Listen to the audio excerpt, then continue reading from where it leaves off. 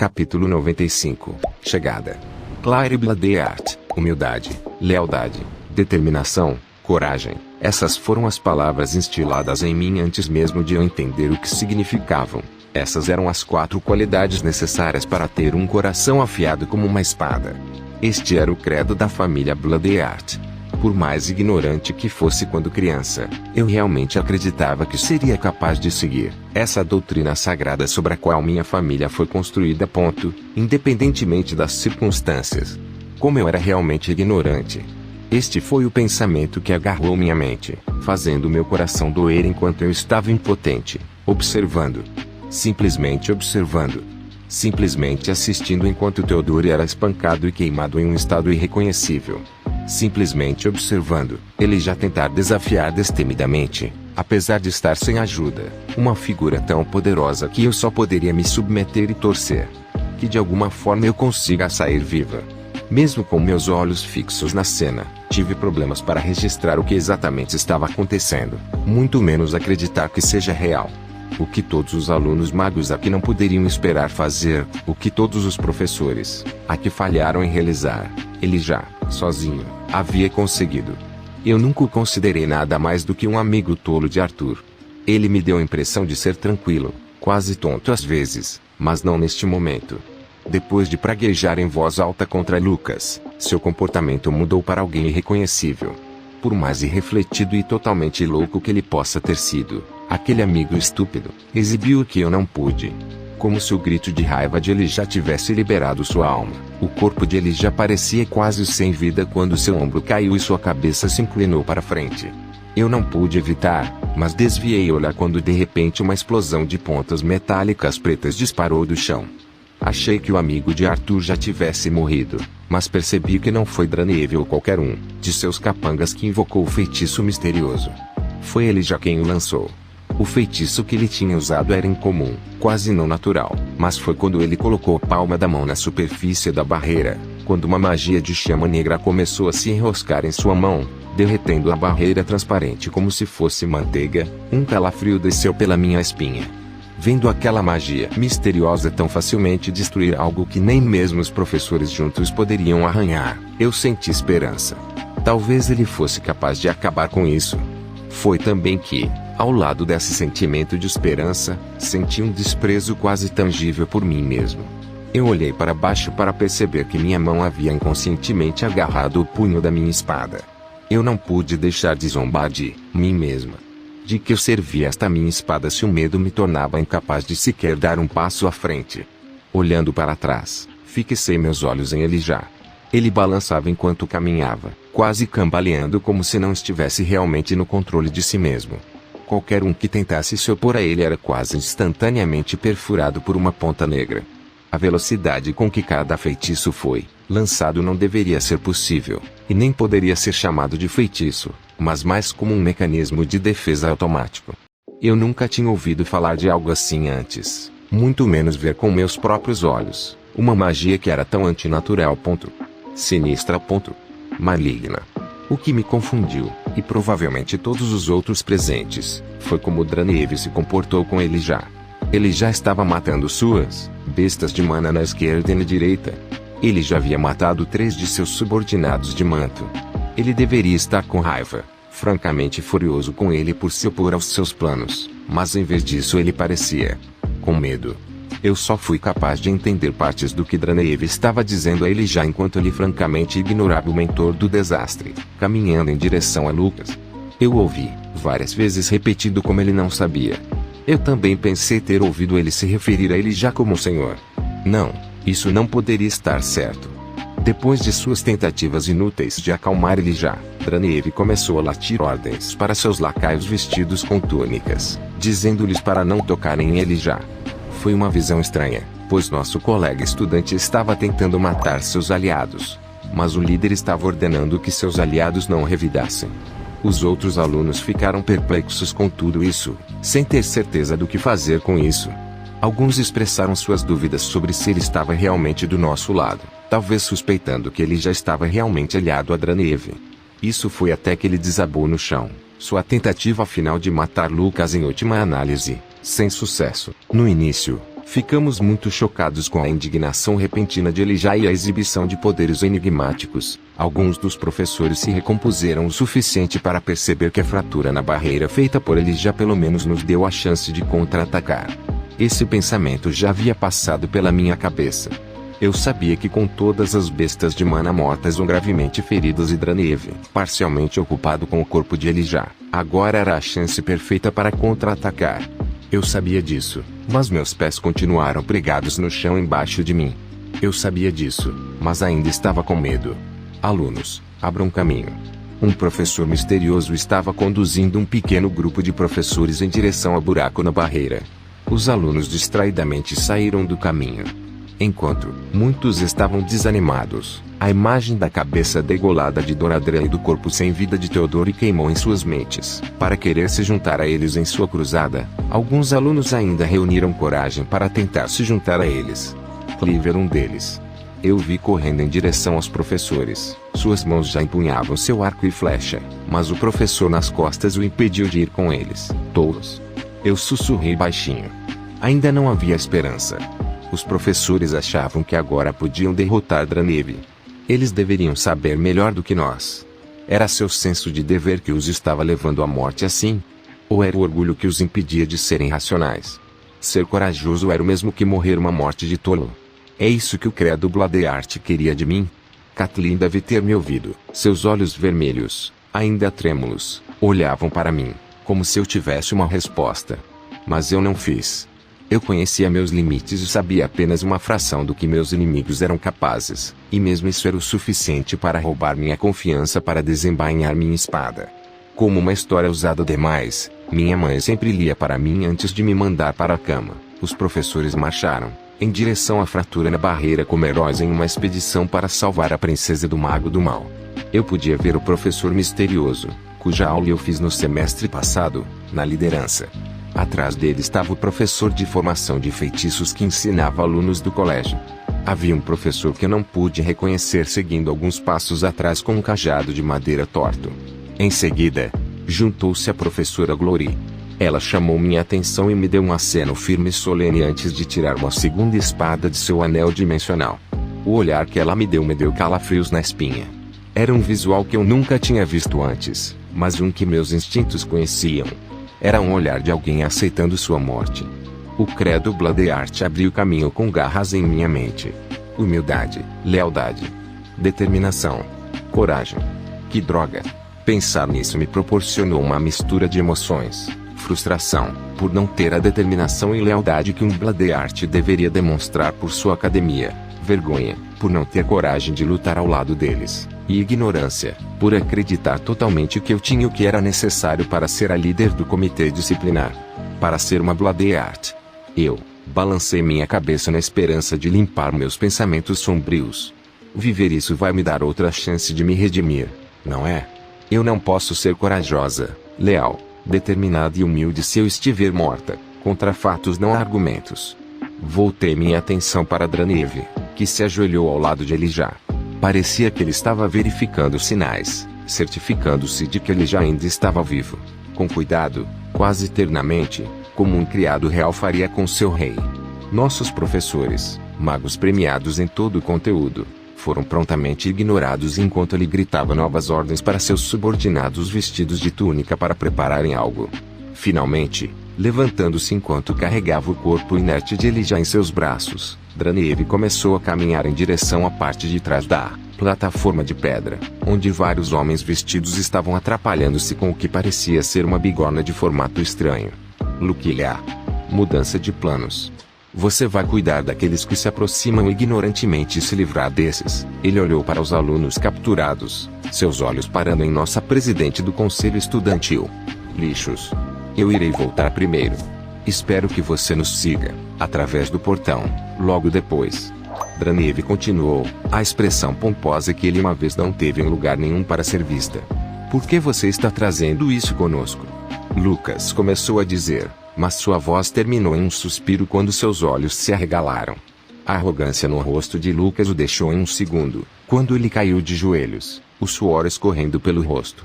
Você é apenas uma ferramenta. Você vai fazer o que eu digo, sem perguntas. E se você continuar a exibir esse tipo de ignorância novamente, haverá consequências. A voz de Dranev era comandante afiada, diferente de como era quando ele se revelou pela primeira vez. O rosto de Lucas lutou para permanecer firme enquanto ele tentava agarrar seu coração até que Dranev o chutou, derrubando-o de lado. Diga. Ele rosnou. Mesmo daqui, eu podia ver a mandíbula de Lucas cerrada, com raiva, mas ele convulsionou e repetiu com os dentes cerrados. Eu sou apenas uma mera ferramenta. Está pronto, meu senhor. Um dos magos vestidos perto da bigorna anunciou. HMPH. Dranev continuou, deixando Lucas ofegante, tentando se recompor antes de se levantar. Todos nós assistimos como isso aconteceu. Até mesmo os professores, corajosos o suficiente para marchar em direção a um mago tão poderoso como ele que brincava com um membro do comitê disciplinar como se ele fosse uma boneca de pano, ficaram surpresos quando ele dobrou um mago de joelhos com apenas um pensamento. A professora Glory foi quem percebeu que algo estava errado. Ela apontou para Dranev, que estava indo em direção à bigorna que agora estava brilhando, gritando, não podemos deixá-lo sair. Os 4 professores correram pelo buraco na barreira quando um pilar de fogo, tão grosso quanto uma das vigas de suporte na entrada principal do salão da academia, disparou na frente deles. Lucas ainda estava se recuperando, seu rosto ainda marcado de dor enquanto olhava para os 4 professores. A expressão desesperada em seu rosto agora havia desaparecido, enquanto ele caminhava com confiança em direção aos professores, conjurando outro pilar de chamas com a outra mão. A essa altura, já era tarde demais. Dranev e um grupo de seus lacaios em túnicas tinham ido embora, levando ele já com eles, deixando para trás um objeto brilhante em forma de bigorna. Lucas. Como se atreve um aluno desta academia a se envolver em tais atos de terrorismo? A professora Glory rugiu enquanto embuemana em ambas as espadas. O resto dos professores também ergueu suas armas, o professor misterioso já murmurando um feitiço. Um sorriso maníaco se espalhou em seu rosto quando ele começou a cacarejar, soando mais como um animal raivoso do que um homem. Como eu ouso? Vocês acham que estão perto do nível em que estou agora? Como se atreve a falar comigo como se fôssemos iguais? Vocês são apenas insetos que precisam ser esmagados. Enquanto ele falava, a mana em torno dele começou a girar ainda mais rápido, veias aparecendo nos braços finos e cinzentos de Lucas. Assim a luta começou. O vislumbre de esperança que eu tinha agora que Dranev desapareceu, enfraqueceu enquanto eu observava meus professores serem jogados de um lado para o outro. Os feitiços que Lucas usou não eram especiais, mas a quantidade de mana que ele exibia e o controle que tinha sobre ele eram realmente aterrorizantes. Implicações simples e óbvias de múltipla conjuração só permitiam que cada feitiço usado em congruência com outro fosse mais difícil de controlar e mais fraco em poder. Até mesmo lançar 2 feitiços ao mesmo tempo consistia essencialmente em dividir sua consciência para moldar e manipular a mana de maneira diferente. Já que a professora Glory concentrava mais de suas habilidades em sua esgrima com aumento de mana, ela mal conseguia iniciar 3 feitiços, enquanto alguns dos professores mais versados podiam lançar 4 feitiços de uma vez. Ainda assim, Lucas estava lançando 6 feitiços facilmente. Ele estava cercado por uma esfera flamejante que o protegia de qualquer magia do professor, pois 4 feitiços ofensivos já haviam nocauteado o professor de formação de feitiços. Um cavaleiro flamejante de 2 metros estava lutando no mesmo nível da professora Glory, impedindo-a, que era a vanguarda, de proteger seus companheiros de equipe.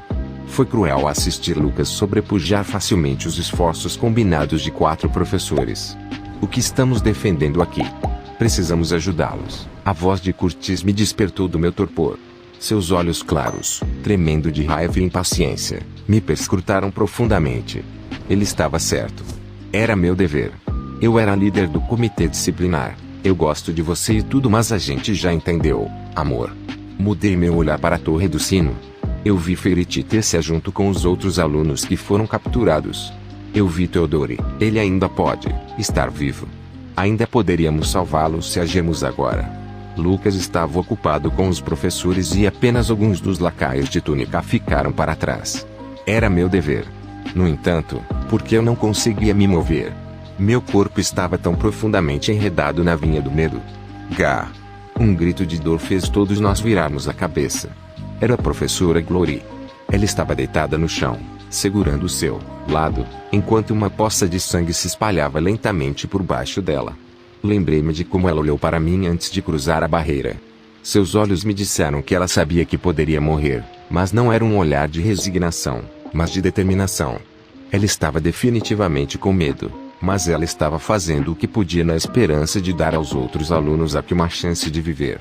Você tem razão. Eu rasguei as algemas que me prendiam ao meu lugar e dei um passo à frente. Desembainhando minha espada, olhei para Curtis quando ele subiu em Grauder, e ele me deu um aceno de cabeça firme, seus olhos refletindo a mesma determinação que a professora Glory havia me dado. Procurei Clive e alguns outros alunos que eu conhecia que eram capazes o suficiente para serem úteis antes de passar pela barreira.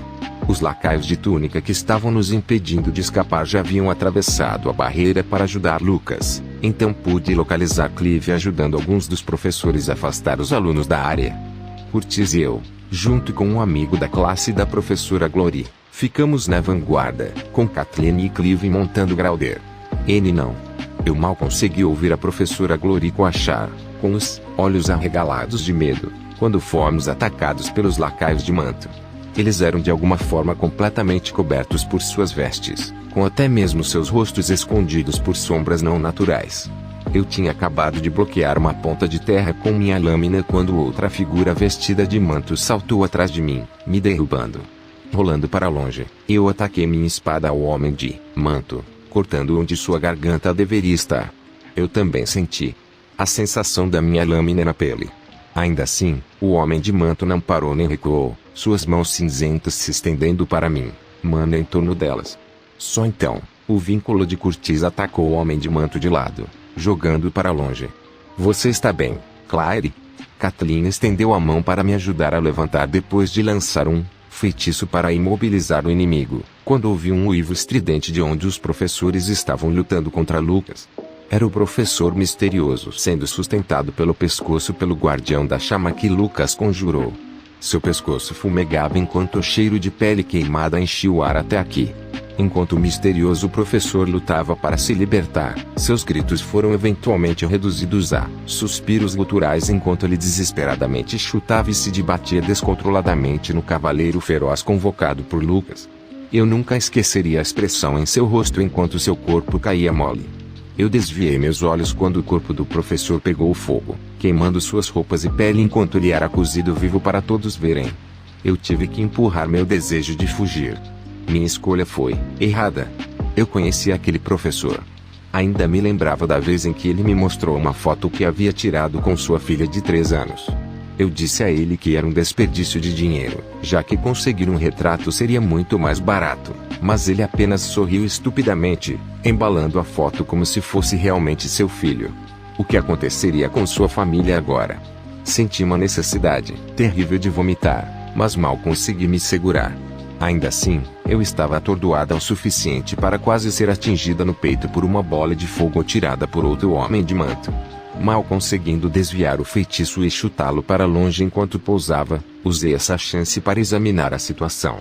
Foi um caos, pois os professores que não estavam lutando contra Lucas estavam dando o seu melhor para afastar os alunos restantes desta área. À minha volta, vi Curtis com Kathleen montada em Grauder. Perto da torre do sino, avistei Clive, que tinha acabado de pegar a terça do chão, sendo derrubado por uma das feridas bestas de mana. Os outros poucos alunos que trouxe comigo da aula do professor Glory estavam fazendo o seu melhor contra os 5 magos com mantos restantes. À minha direita, estavam os 3 professores restantes. Cerca de uma dúzia de metros de distância estava Lucas, lutando com os 3 professores restantes. Entre eles, a professora Glory foi gravemente ferida, a mão direita ensanguentada pressionada contra o rim direito, com a mão livre mal conseguindo segurar a espada. Rangendo os dentes, corri para onde Clive estava. Eu sabia o que a professora Glory gostaria que eu fizesse. Tive que salvar os alunos enquanto eles mantinham Lucas ocupado. Juntando mana em minha lâmina, ganhei velocidade, murmurando um cântico, lança ardente, espetando o lobo cinzento descolorido que tinha Clive preso. Eu o ajudei a se levantar quando uma força forte me tirou do chão. Os olhos afiados de Clive se arregalaram e seus lábios pronunciaram meu nome, mas estranhamente, não consegui ouvir um som. Não era só ele. Eu não consegui ouvir nenhum som. E foi então que vi uma ponta de pedra projetando-se do meu estômago. Soltando minha espada, olhei para baixo e a toquei. Havia sangue. Meu sangue. De repente, os sons voltaram em uma enxurrada, gritos e berros enchendo meus ouvidos. Meus olhos olharam para frente e para trás entre minhas mãos ensanguentadas e o espinho, saindo do meu estômago. Eu queria virar meu corpo para ver o que tinha acontecido, mas percebi que meus pés estavam balançando no ar. Olhando para baixo, pude ver a ponta gigante que me espetou do chão. Eu vi Curtis empurrar o atordoado Clive enquanto ele caminhava em minha direção. Claire. Eu vi Curtis gritar, mas desta vez, soou abafado, quase como se eu estivesse ouvindo de uma sala diferente. As cenas se moveram mais lentamente quando vi Kathleen pular de grau dele e correr em minha direção, ambas as mãos cobrindo a boca em choque. A voz de Kathleen era o mesmo ruído abafado e inaudível que só diferia em tom da voz de Curtis. Eu tentei dizer algo, mas tudo que consegui fazer foi um gorgolejo úmido. Eu pensei em meu pai. Seu olhar firme. Seus olhos caíram ligeiramente com a idade. Foi ele quem me disse a importância que o nome Bloodyheart representava. Ele ficaria orgulhoso se me visse agora, imagina. Assim como eu senti tudo desvanecer, eu ouvi um rugido de gelar o sangue perfurando os céus. Foi um trovão profundo e estrondoso que sacudiu o chão e a estaca que se alojou dentro de mim, com ele. Mesmo à beira da morte em que estava, ainda sentia medo de alguma forma. Não era o tipo de medo que me impedia de me mover, como antes, mas que fez meu corpo querer se curvar instintivamente em reverência. Neste estado de quase morte, por um momento, pensei que de alguma forma tinha alucinado esse som, mas então, com o canto do olho, eu vi a figura inconfundível de uma bestalada que todo aventureiro, toda pessoa, uma vez esperava ter um vislumbre. Era um dragão.